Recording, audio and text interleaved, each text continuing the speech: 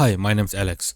This is day 23 of the 30-day challenge where I'm learning to speak better English, build my camera confidence skills as well as my mouth connection.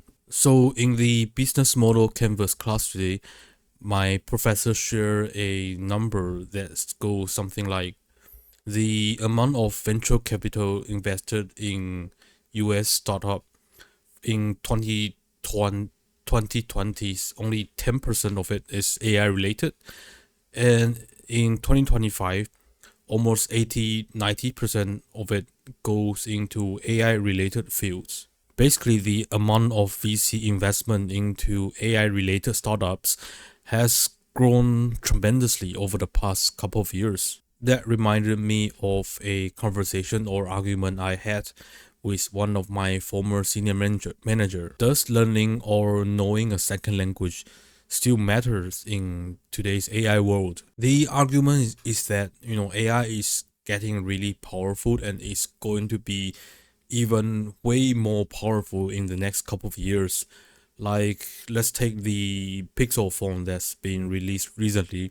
They have this video where two people speaking different languages, and through Google phones, Google Pixels, it just translated that into a voice or text perfectly. So where does that leave bilingual people like us, especially with all the news reports saying that jobs are getting replaced by AIs, and translation jobs definitely took a hit.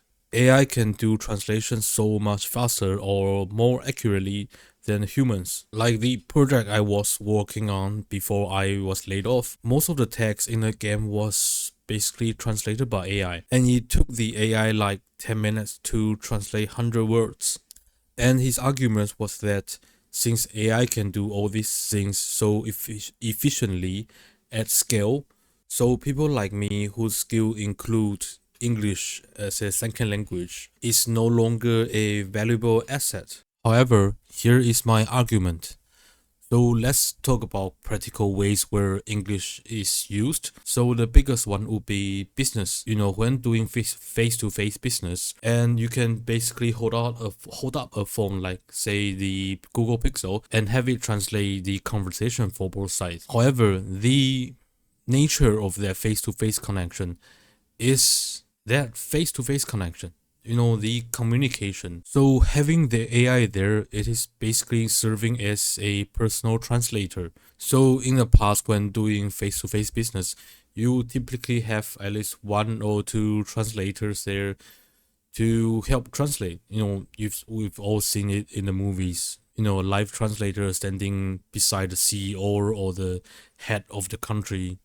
I mean, so essentially, the job that the AI is going to replace is the job of that translator. But the whole point of doing a face-to-face business is that personal connection. So I don't think the CEOs, the businessmen would have that technology in between them as a third-party translator. And a lot of times, right, those live translators, they actually serve purpose beyond translation. A lot of times they are also the personal assistants or secretary of the businessman, or the, let's say you are a millionaire or billionaire CEOs, you would rather just hire someone for their job than to learn all the AI stuff and get it set up, learn the prompts and everything by yourself, because your time is so much more valuable. Now, obviously, that can change as AI progresses and the way our society functions change based on how AI evolves. But I don't see AI replacing that need for face-to-face human connections anytime soon. But also from my point of view, or an employee's point of view, if two employees have similar skill set and one holds a second language, and I would think that the employee that holds a second language is significantly more attractive to the employer. So let me use myself as an example, right? I used to work in games, and you can consider it sort of like in tech, basically. And in tech, things move so fast. New technology can be released on almost a daily basis. And because all my devices are set in English, The news I watch, the channels I follow, the Reddit posts I read are in English. I can always gather information or news a lot faster than all my colleagues, and a lot of times faster than the local news outlets. So like in video games industry, it is a very collaborative environment. So a lot of developers will share their experiences, their learnings, their failures. So it is pretty common for a post like that to blow up like on Reddit.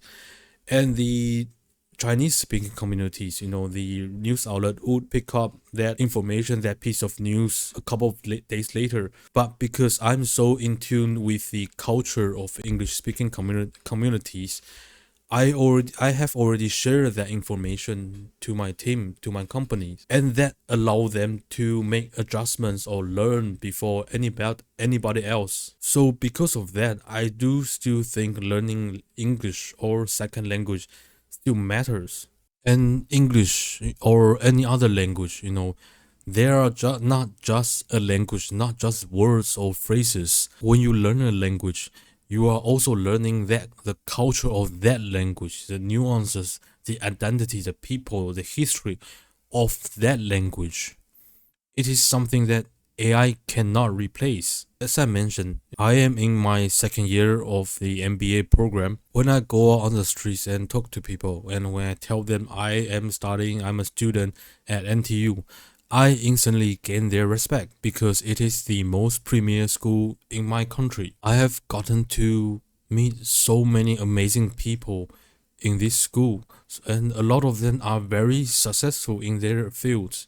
I would have never gotten this opportunity if I didn't have English as my second language. So yeah, I do still think that learning English or any second language still matter a lot in the age of AI. But what do you think? Drop them in the comments, and thank you for watching. Like and subscribe. I will see you tomorrow.